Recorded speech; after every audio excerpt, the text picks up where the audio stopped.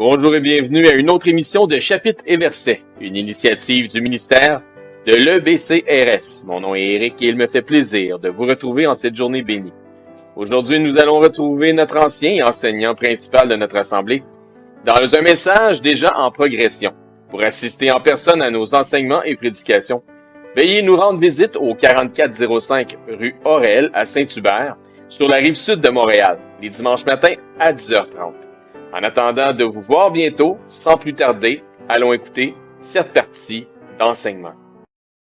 Donc, j'espère qu'on se souvient un peu du texte d'il y a quelques semaines qu'on avait lu, où Jésus fait tomber la cohorte, simplement leur disant qu'il était celui qu'il cherchait, donc le Jésus qu'il cherchait. Hein, il a dit « c'est moi », puis ils sont tous tombés à la renverse. Je ne sais pas si vous vous souvenez de ça.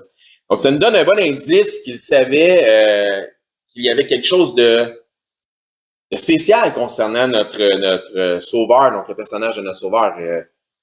On va regarder dans Matthieu, chapitre 26, on va aller faire un tour là. Donc, ils avaient peur de Jésus. Et Jésus était craint, en fait. Puis c'est là qu'on se rend compte de ça. Ils avaient peur de Christ, ils avaient peur de Jésus. Ils sont venus en brave parce qu'il était un gros groupe, et parce qu'il était armé. Parce qu'ils avaient peur de lui. C'est spécial, hein? Dans le même instant, Jésus leur dit dans Matthieu 26, on va lire versets 55 et 56, en ce moment, Jésus dit à la foule, vous êtes venus comme après un brigand avec des épées et des bâtons pour vous emparer de moi. J'ai été tous les jours assis parmi vous, enseignant dans le temple, et vous ne m'avez pas saisi. Pourquoi? Parce qu'il avait peur de lui. Mais tout cela est arrivé, regardez bien ça encore une fois, mais tout cela est arrivé afin que les écrits des prophètes fussent accomplis. Encore une fois, les choses sont arrivées de cette façon-là pour que s'accomplissent les prophéties. Afin que les écrits des prophètes fussent accomplis, alors tous les disciples l'abandonnèrent et prirent la fuite. Donc, un autre accomplissement prophétique. On vient d'en voir un en Jean, un en Matthieu. L'événement qui prenait place à ce moment-là, au moment même de son arrestation, était lié à des prophéties qui le concernaient. Il y a tellement de prophéties bibliques écrites des centaines, voire même parfois des milliers d'années avant sa venue, qu'il faut soit être ignorant, puis c'est correct d'être ignorant, ou malhonnête, ce qui n'est pas correct, pour ne pas croire à sa venue. Donc, je répète ça, il y a tellement de prophéties bibliques qui sont écrites, là. Tu peux les voir, tu peux les lire. Des centaines, écrites des centaines ou des milliers d'années avant sa venue, des choses qui le concernent lui, qui ont été accomplies en sa personne.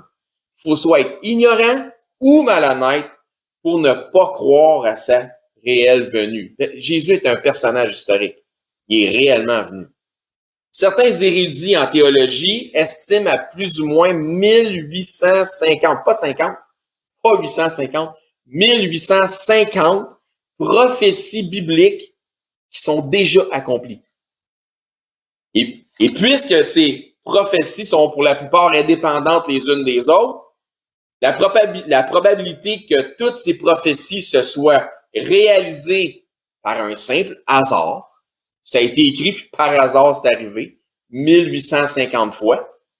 Ben, les probabilités que ça arrive par un hasard et sans erreur est inférieure à 1 sur 10 exposant 2000.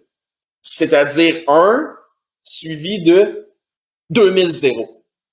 Impossible. C'est mathématiquement impossible. À moins que ce soit coordonné et orchestré aussi par une grande intelligence. Ah, là, ça devient possible. Sinon, c'est quoi? Il y a pas. C'est un hasard qui est impossible. Donc, c'est orchestré. Donc, mathématiquement parlant, ce livre-là est divinement inspiré. Juste par les maths. Il y a que, et c'est 100% divinement inspiré.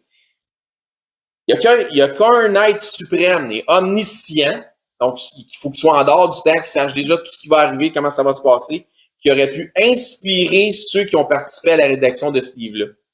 Tel que la prophétie, par exemple, du roi Cyrus. prophétisé par le prophète Isaïe plus de 200 ans avant sa naissance. Ça, si ça vous impressionne pas, c'est difficile. Parce qu'il a été nommé par son nom dans la prophétie 200 ans avant qu'il vienne au monde. Écrit 200 ans avant qu'il vienne au monde, par son nom. Ça parle de Cyrus, son serviteur. Puis 200 ans plus tard, il y a un gars qui vient au monde, il le nomme Cyrus, puis il devient roi. Donc, cette référence, c'est dans Isaïe 44, 28, si vous voulez savoir. Donc, encore une fois, par Isaïe, de manière indéniable, les souffrances, la mort, la résurrection de Christ, plus ou moins 700 ans avant la naissance de Christ, qu'on trouve dans le chapitre 53 au complet de Isaïe. Je veux dire, tu fais lire Isaïe 53, même au plus profane des profanes, là. Mais s'il connaît moindrement qui est Jésus, puis il a entendu parler de Jésus, puis le gars qui a été cloué sur la croix, il va littéralement dire que ce passage d'écriture-là, écrit 700 ans avant Jésus, parle de Jésus. Il y a telle la description, les définitions sont tellement claires qu'encore une fois, il faut soit être ignorant ou malhonnête pour pas être convaincu que ça parle de Christ. Et puis, dans la nation juive judaïsante qui refuse de croire que Jésus est le Messie, ce passage-là leur appartient. Et dans leur cas, c'est de la malhonnêteté qui fait en sorte que, non, c'est vrai qu'il y a beaucoup de similitudes avec l'histoire de Jésus, mais c'est pas de lui que ça parle. On fait-tu le décompte des similitudes, puis on fait-tu encore une fois un calcul mathématique pour voir l'impossibilité qu'il y a autant de détails par rapport à ce qu'il a fait? Et tu vas te rendre compte, c'est lui. Ça parle de lui. Donc, la Bible est définitivement, divinement inspirée par Dieu, qui a dicté à ses serviteurs, les prophètes, et ensuite de ça, les apôtres et les disciples, ce qui devait être écrit pour notre bénéfice.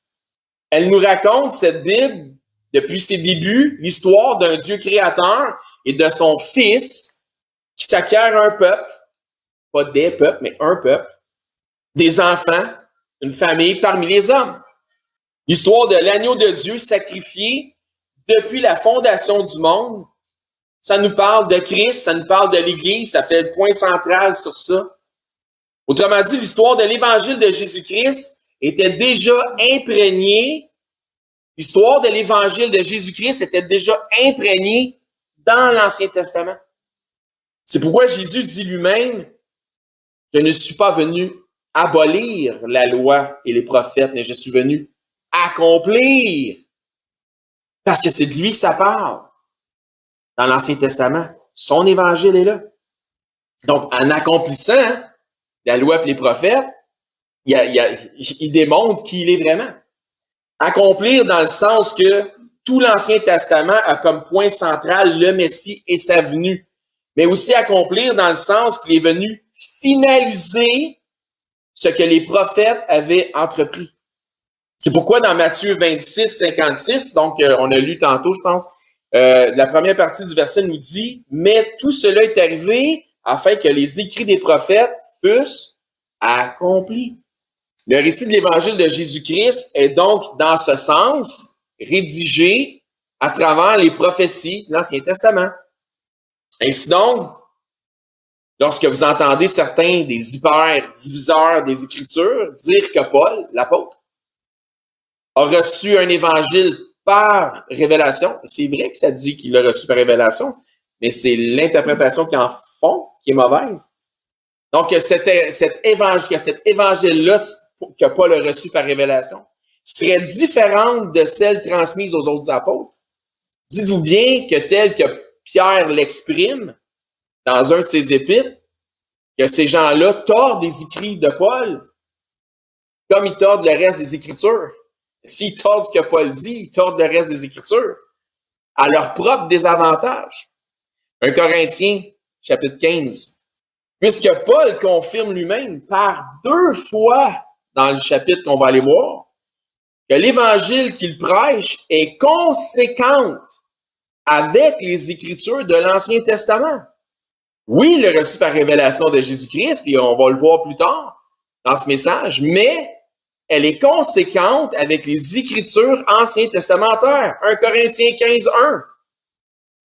Je vous rappelle, donc c'est un recall, je vous rappelle, je veux ramener à votre mémoire quelque chose. Je vous rappelle, frère, l'Évangile que je vous ai annoncé, tu sais, dans le temps, je vous ai annoncé quelque chose, ça c'est l'Évangile, mais je veux vous rappeler à votre mémoire quelque chose que vous avez reçu. Quand je vous l'ai annoncé, vous l'avez reçu, dans lequel vous persévérez. Changez rien dans cet Évangile. Persévérez dans cet Évangile. Il n'y a rien à changer à l'Évangile.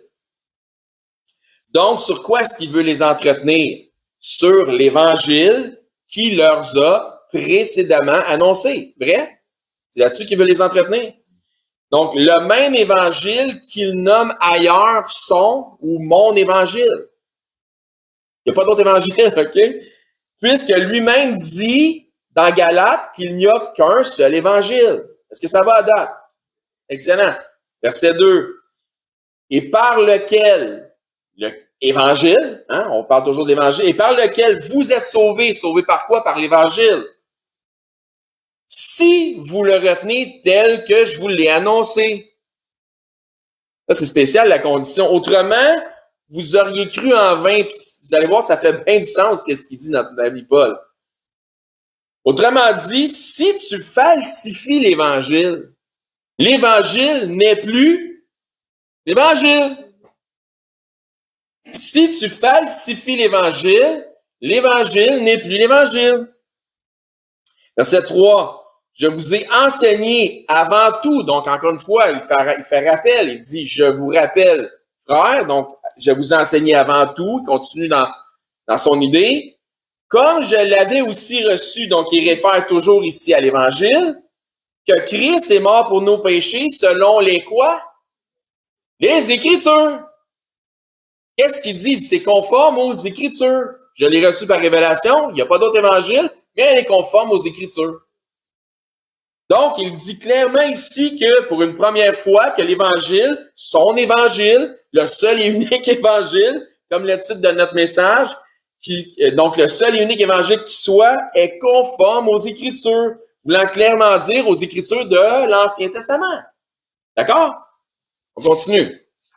Mais juste pour être vraiment certain que les hyper-diviseurs, soit dispensationalistes ou hyper-dispensationalistes pour les pires, comprennent bien clairement ce qu'il exprime. Il va le répéter une deuxième fois, une seconde fois, parce que c'est un rappel de quelque chose qui ne doit pas être modifié.